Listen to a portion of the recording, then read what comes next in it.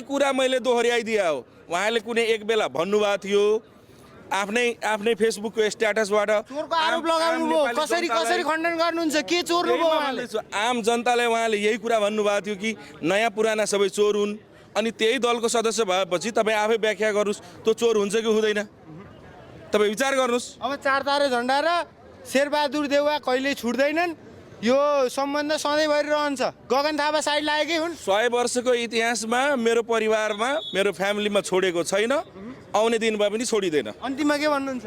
अन्तिममा यही भन्छु, आउने चुनाव छ। गगन थापाजी तपाईँ जहाँ भए पनि तपाईँ शेरबहादुर देउवाकोमा शरणमा आउनुहोस्, टिकट लिनुहोस्, चुनाव लड्न हिँड्नुहोस्। होइन भने नेपाली काङ्ग्रेसको तपाईँ पनि कार्यकर्ता हो, म पनि कार्यकर्ता हो। तपाईँलाई हिजो हामीले भोट हालेको, आज पनि हामी भोट हाल्छौँ। त्यसकारण तपाईँ धेरै यो नाटक नगरेर पार्टीभित्र आउनुहोस् र यो 21 गतेको जुन चुनाव हुँदैछ, 6 गते टिकट बाँडिँदैछ शेरबहादुर देउवाले, उहाँकै हस्ताक्षरको टिकट लिएर चुनाव लड्नुहोस्। हामी तपाईँलाई जिताउन आउँछौँ।